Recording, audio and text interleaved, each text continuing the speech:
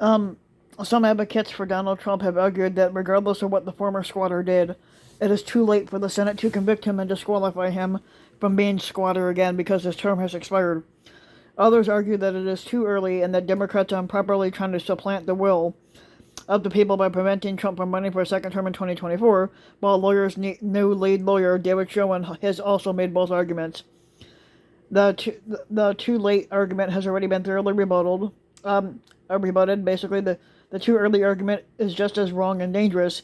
The notion behind it is that no one should prevent voters from deciding who they would want for squatter or president, but Schoen contends that barring Trump from running again is about as undemocratic as you can get, a slap in the face for the 75 million sycophantic inbreds that voted for him. Um, it was basically the meaning him meaning Donald Trump. Basically, it is very much not that. It's enforcing one of several rules in the Constitution that preclude certain people from running for and becoming squatter, regardless of what voters may want. Um, Perhaps the largest group of Americans who are constitutionally ineligible to be president are the tens of millions of naturalized citizens who were born in another country and immigrated here. The Constitution requires that the president be a natural born citizen, and this excludes, for example, former governors like Arnold Schwarzenegger and Jennifer Granholm, Senator Mazie Hirono, and the two-time cabinet member Elaine Chao from eligibility, no matter how many people would want to vote for them anyway. The same ineligibility applies to scores of accomplished immigrants, including business leaders like Elon Musk and distinguished professionals like the brilliant appellate attorney Miguel Estrada and the too many Nobel Prize winners to name just one. In addition, even if you are born here, the Constitution says that you have to reside in the United States for at least 14 years to be eligible to run for president, and no exception is made for anyone who was born here but who has lived and worked abroad for all but 13 years and 11 months, no matter how many Americans would vote for such a person. What difference does that one extra month would make to the person's ability to be a good president is discernible. Another large group that the Constitution makes ineligible to be president is Americans who are younger than 35, and this would prevent the 33-year-old Senator John Ossoff of Georgia and the eight newly elected members of the House from running for the 2020 presidential election should they have wanted to. Perhaps the most significant ineligibility in practical terms is the two-term limit that was set in the 22nd Amendment. Without that limit, the presidents Barack Obama, Ronald Reagan, and others might have well been elected to additional terms, but this is also perhaps the restriction with the most significant theoretical underpinnings. The term limit was designed to safeguard against a potential tyrant, even or especially one who was very popular. And indeed, many of the Constitution's limits on a presidential power were designed to protect against the popular demagogues, as Alexander Hamilton explained in the Federalist #1 paper. Of those men who have overturned the liberties of republics, the greatest number have begun their careers by paying an obsequious court to the people, commencing demagogues and ending tyrants.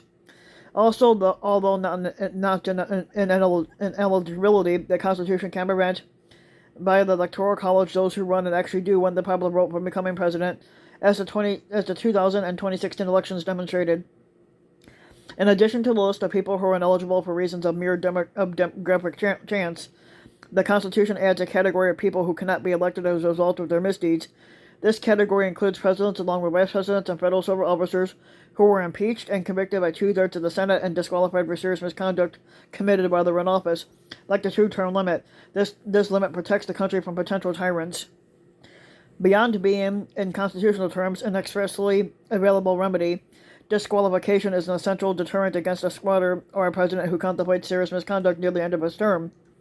The framers knew that great power and the desire to retain such power often becomes corrupted.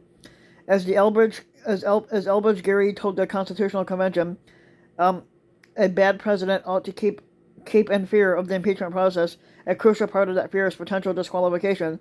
And because of this, disqualification of a president constitutes, as Hamilton wrote in Federalist #65, a perpetual ostracism from the esteem and confidence and honors and emoluments of his country. Any president would want to avoid that particular fate.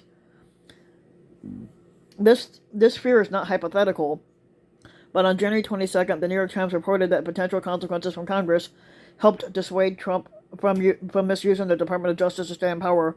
According to the Times, as late as January 3rd, Trump favored appointing a new acting attorney general who would falsely tell Georgia legislators that the DOJ was investigating accusations of voter fraud in that state, and that therefore the legislators should move to avoid Biden's win there, when in fact the department had already investigated and rejected those allegations, and the Times warned that under the plan, the new acting attorney general could have then tried to stop Congress from certifying the Electoral College results.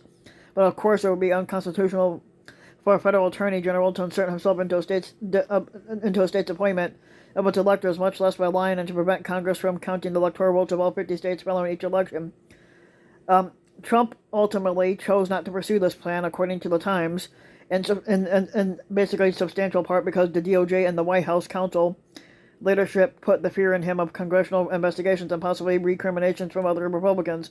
One can only imagine what Trump would have done if the Senate did not have the option to convict him or disqualify him from running in 2024.